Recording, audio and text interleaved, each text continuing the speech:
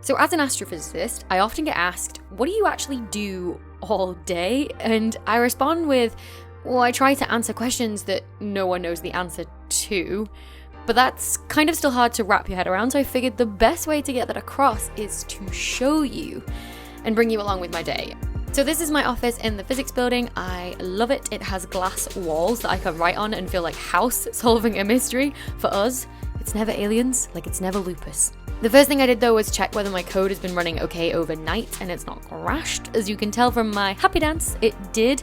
This is a code that tries to find the best model of the star formation history in a galaxy given the light that we observe from it. I call it Snitch because it's seeking the best model. Anyway, my terrible puns aside, it's got lots more galaxies to run on, so time to make myself a drink. Now, you might think I'm off to make a cup of tea, but for fear of getting kicked out of Britain for saying this, I don't like tea. I don't like coffee either, so I'm having a hot squash because it's really cold out, which is not a vegetable for all you Americans watching. It's like a concentrated fruit juice that you can have either hot or cold. This is apple and blackcurrant flavored. I'm not really used to drinking hot drinks though, so sometimes it's too hot for me. Ouch. But anyway, time to actually start some work. So the first thing I do every morning is write a to-do list in my bullet journal. I love bullet journaling. It kept me organized enough to write my PhD in 2 months, which is crazy. After that though, I pick some tunes and then get to clearing my inbox and replying to some emails.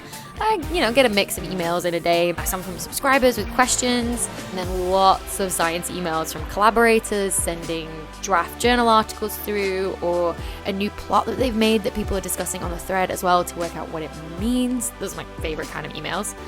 An email I get every day though is from what we call the archive preprint server, which is essentially an archive for all of the astronomy journal articles, but allows you free access before the journals publish them.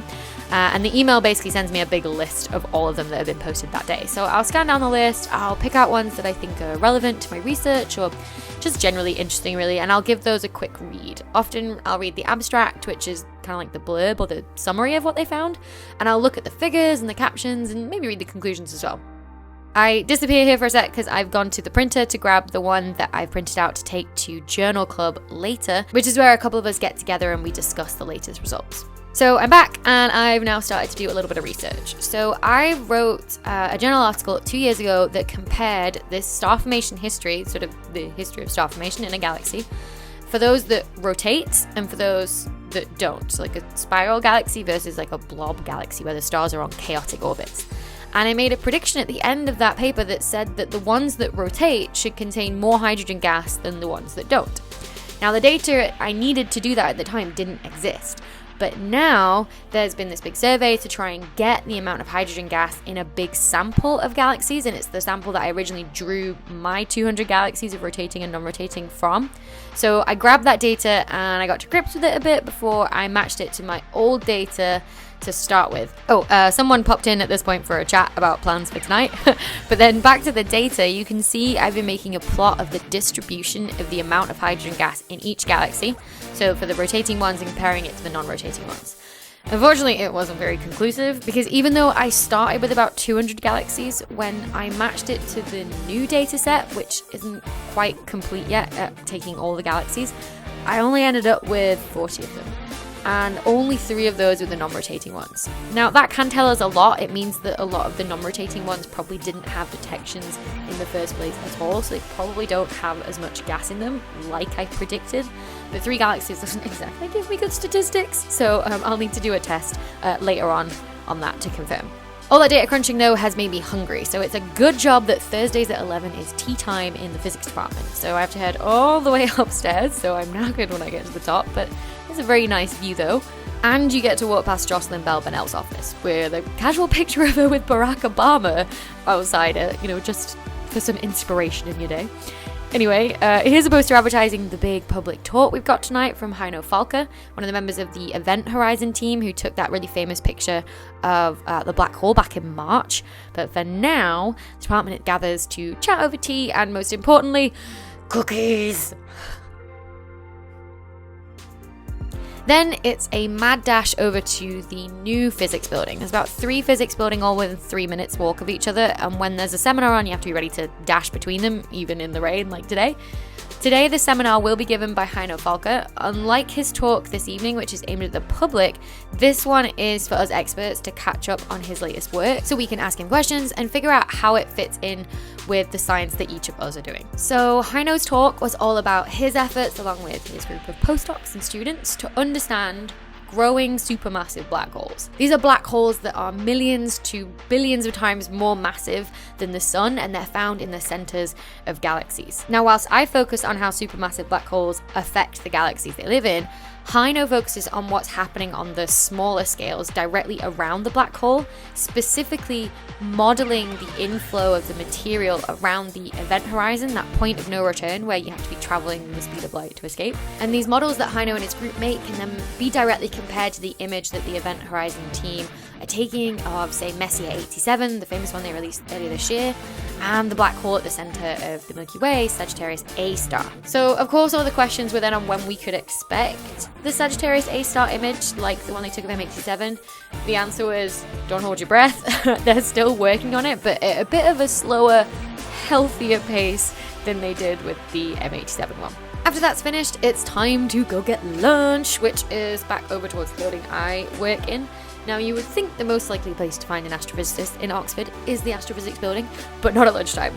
The most likely place then is Taylor's Deli, and it's great having such a good deli so close by to the department. It's so easy. Today, I've gone for a nice salad because after the big public talk tonight, we'll actually be taking the speaker to dinner in college, and that will be super rich food, which I'm very excited for. But until then, we have to go back to the department canteen to find, well, everybody else really, because, well, everybody needs a break in their day. Which is why in a department full of physicists, it's sometimes hard not to end up talking about physics at lunch, but most of us don't, just because we need a break from thinking about it at our desks and seminars all day too.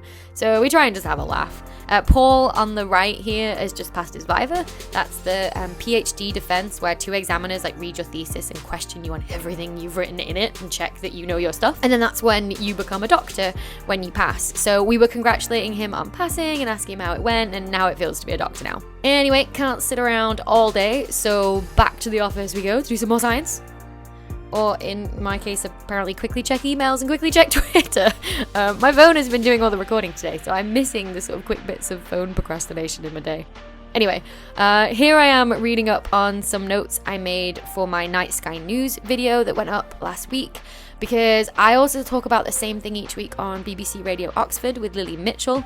Lily is great. She lets me come on the radio for half an hour each month and talk about anything from Jupiter to cosmology. So I'm just reminding myself here of the main point before just sending off a few more quick emails and packing up to head out again. I feel like I'm going to be meeting myself coming back here, but BBC Oxford is up in the northern town, a 30-minute walk or so. So to save my poor feet and some precious research time, I usually just hop on the bus for 5 minutes up to Summertown, because the bus handily stops right outside the BBC.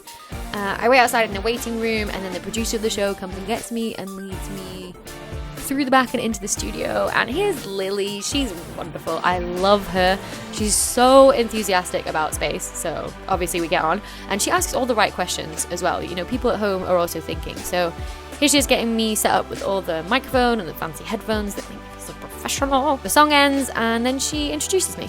Astrophysicist Dr. Becky Smethurst. Lovely to have you, as we do every month. We're going to gaze skywards to begin with. Can I just say how gorgeous the moon is looking? Yeah, at the moment. Every time I've been walking home, it's so full and bright, isn't it? And it's so low down as well. And then for the rest of the time, she gives me free rein to explain to people, you know, how to catch Saturn in the sky and the upcoming Geminids meteor shower. I also talked about the smallest black hole found so far that can tell us how big stars have to be when they die to make black holes. And I talk about the current crisis in cosmology, where none of the data agree on the current age of the universe, and we don't really know what to do anymore. It means there could be lots of new physics, which is super exciting. I think it's so important to talk about this sort of stuff on local radio, because for one, the research is happening so close to people every day, and also taxpayers partly fund this research as well, so we should always communicate findings back to them. But enough glamorous radio for one day. Back to the office now and back on the bus again, where I thought I could film myself reading over my notes from the seminar before lunch, but oh no, oh no, camera overboard. Quick rescue it, make sure the phone is okay. Phew, didn't crack my screen. Shocking. Really, I'm a physicist. I should have seen that one coming. Damn gravity. But off we go back towards the city centre. This is just down the main road, but it's a really pretty route in. I guess I'm starting to sound a bit like some sort of tour operator now. But anyway, we're coming back past the physics building.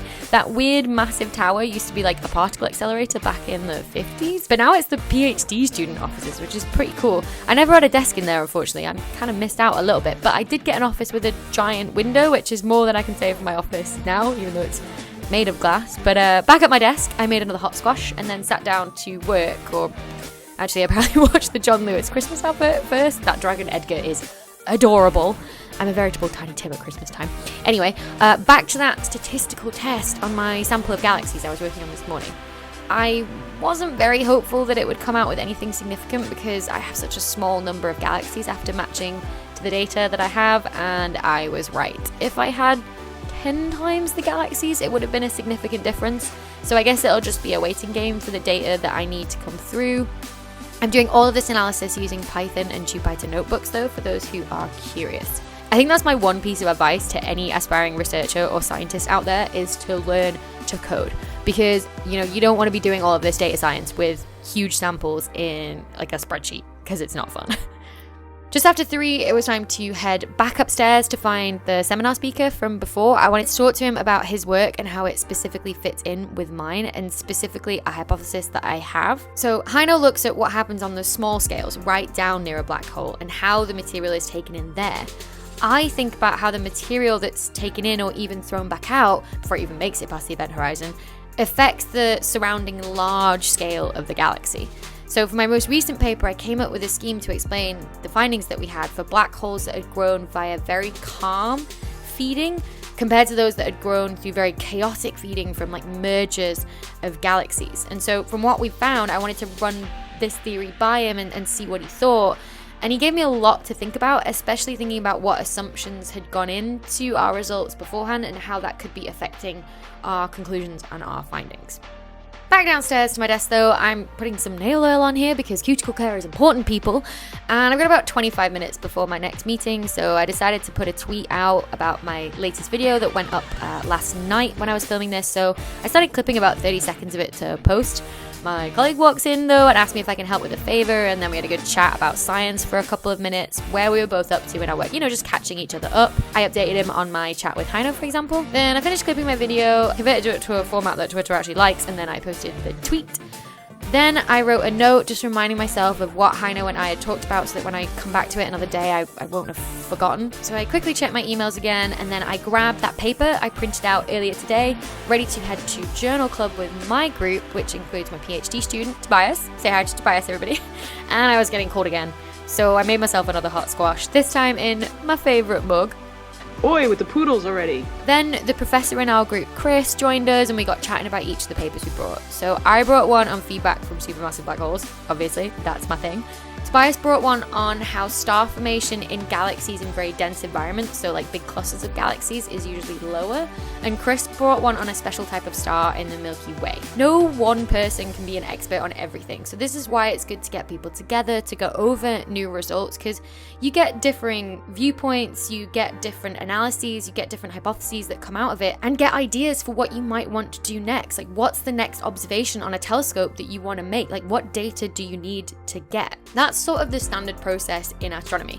You get an idea, you apply for time on a telescope, either an optical or a radio or an X-ray, whatever it might be. Hopefully you then get awarded that time and you get to go observing either in like Hawaii or La Palma or Australia or Chile or somewhere like that. Then you get to come back and analyze the data, figure out what it's telling you about the universe, and then publish a journal article on it before the whole process starts again and other people around the world are discussing your paper at a journal club somewhere. It's why no 2 days as a scientist are ever the same, but I guess this one kind of gives you a good reflection. With Journal Club finished, it was time to get changed before the public talk tonight, ready for our fancy dinner later. You have no idea how pleased with myself I am that shot worked. Is editing Becky a real editor now? Anyway, the walk to the other physics building took me a bit longer in my heels this time, but I got myself a good spot before the lecture theatre filled up with members of the public arriving for the talk as well. Heino did such a good job explaining radio astronomy, the centre of our galaxy, observations of the stars orbiting the supermassive black hole there, and also just gravity itself as well, to communicate why things are so weird around a black hole, and maybe what would happen to anything falling in. This was all to lead up to how him and the Event Horizon Telescope team managed to make that amazing image of the supermassive black hole that's 4 billion times more massive than the Sun at the centre of the galaxy Messier 87. He explained all about how the telescopes are combined across the entire Earth to make a telescope with essentially an effective diameter of the Earth, and how the data was then combined to make the image. I got very excited at one point when he talked about plans to take this one step further and put a telescope into space or even on the moon to make the effective diameter of the telescope even bigger, like as big as space. Something we actually call space interferometry. But the snippet of information I took with me from this talk was that 4.5 billion people worldwide have seen that image of M87, which is a truly incredible achievement. With the talk and the Q&A session all done, you can see I got very excited about space interferometry in my notes. There was a drinks reception afterwards so that members of the public could interact with Heino and also members of the physics department to ask more questions about what they'd just heard. But then later it was off to dinner in college. Oxford colleges are one of the best parts about being in Oxford. It's where the undergraduates live and are taught, and it's kind of like a hall but with more of a community and sort of a familial vibe to it. For me, it's just a great place to socialise with other academics who aren't physicists and to be involved in this great community that's really steeped in history as well. Like, our college was founded by Henry VIII, so there's so much history when you walk these halls. You can see, though, it was very dark outside by this point, so here's some shots I took in the light another day, and some of you might recognise it, especially the stairs and the balcony of the hall. This is Christchurch, but it's also the first thing of Hogwarts that you see in the Philosopher's Stone.